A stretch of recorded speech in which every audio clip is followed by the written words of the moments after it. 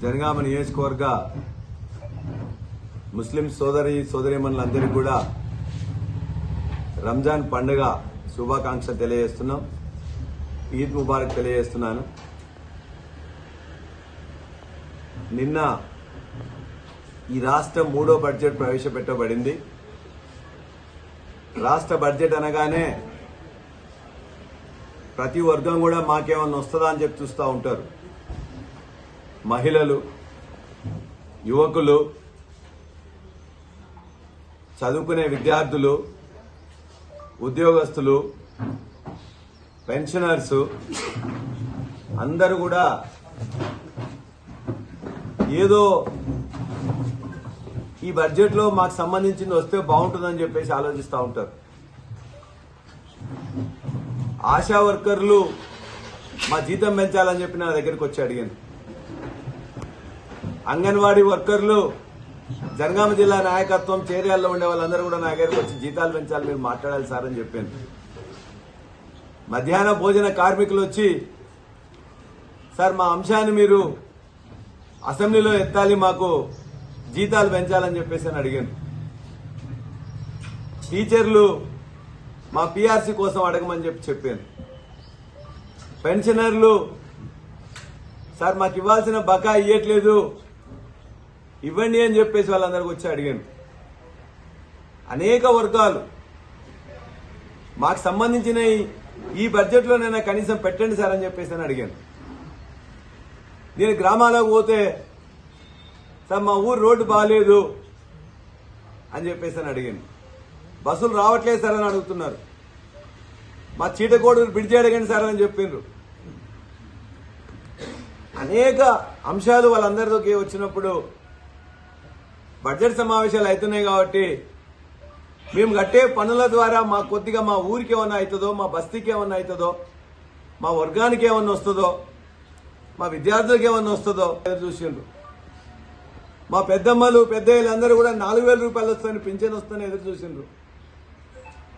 నిన్నగాక మొన్న పెళ్ళైన సంవత్సరం నుంచి వెళ్ళి పెళ్ళైన కొత్త పెళ్లి కూతుర్లు కూడా తులం బంగారం అని ఇస్తాడో ఈ బడ్జెట్లో అని చెప్పేసి ఎదురు చూసిండ్రు.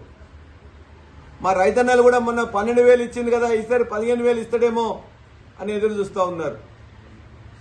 ఏ వర్గానికి కూడా ఒక్క పైసా కూడా వెళ్లలే ఈ బడ్జెట్. బడ్జెట్ అంటే మొత్తం కూడా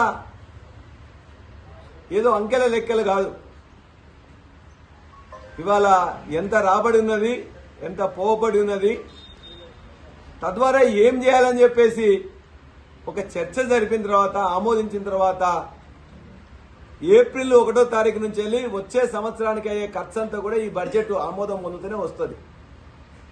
ఆమోదం పొందకపోతే మార్చి 31వ తారీఖున ఆమోదం పొందకపోతే ఎవరికి ఒక్క రూపాయి కూడా రాదు. గవర్నర్ కూడా ఆయన జీతం కూడా రావాలంటే ఈ యొక్క బడ్జెట్ ఆమోదం పొందాల్సిందే.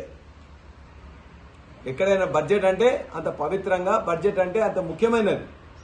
బడ్జెట్ ఆమోదం పొందలేదంటే ఏదైనా కారణం చేస్తే కథం వచ్చే సంవత్సరం నుంచి అసలు లెక్క పైసా ఖర్చు పెట్టడానికి కూడా ఉండదు. అంత పవిత్రంగా ఉండే బడ్జెట్లో నిజాలు చెప్పాల్సింది పోయి ఈ ప్రభుత్వం ఇష్టం వచ్చిన అబద్ధాలు చెప్పింది.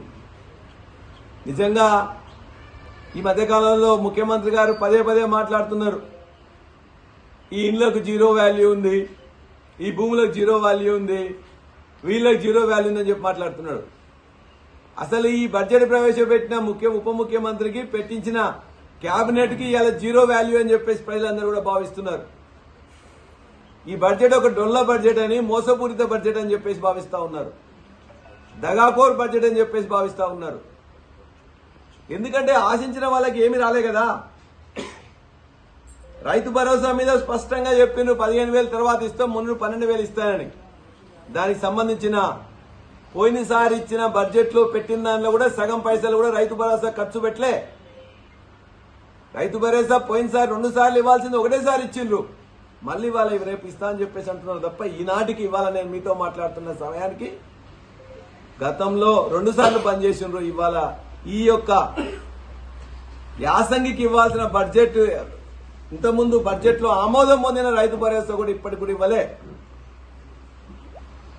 అదేవిధంగా 2,500 మహిళలకు ఇస్తామని చెప్పేసిండ్రు. ఆ మహిళల కోసం ఈ బడ్జెట్ లో ఒక పైసా కూడా పెట్టలే. తులం బంగారం ఇస్తా అని చెప్పి నువ్వు దానికి సంబంధించి కూడా ఈ బడ్జెట్ లో పెట్టలే. 2 లక్షల ఉద్యోగాల్లో ఇచ్చిన 10,000 ఉద్యోగాలు నేను ఇచ్చిన 67 ఉద్యోగాలు 67,000 ఇచ్చినని చెప్పేసి అబద్ధాలు చెప్తున్నాడు. 57,000 ఉద్యోగాలు గతంలో కేసీఆర్ గారు ప్రభుత్వం నోటిఫికేషన్లు ఇచ్చి పరీక్షలు పెట్టి ఇంటర్వ్యూలు చేసి ఇచ్చింది తప్ప మరొకటి కాదు. ఇలా 10-11,000 ఉద్యోగాలు ఇచ్చి 67,000 పొందుతా ఉన్నారు. మరి వాళ్ళు చెప్పింది ఏంటి?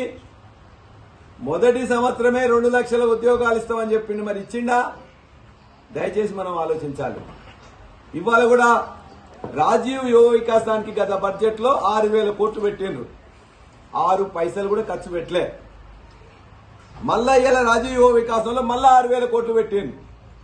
పోయినసారి పెట్టినే ఖర్చు పెట్టలేదు కదా, మళ్ళా ఇలా 6,000 కోట్లు పెట్టి నువ్వు ఖర్చు పెడతావు నమ్మకం ఎవరికి లేదు.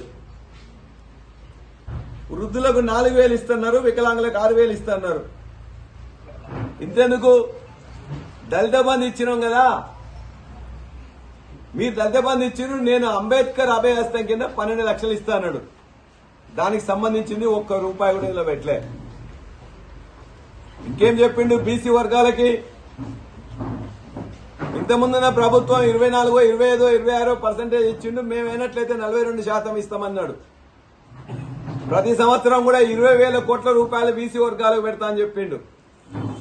ఆ 20,000 ఖర్చు పెట్టకపోతే ఎస్సీ ఎస్టీకి ఎట్లయితే క్యారీ ఫార్వర్డ్ అవుతుందో అదేవిధంగా బీసీ వర్గాలు చేస్తామని చెప్పిండు. 2 కూడా అట్టర్ ఫెయిల్ అయినరు.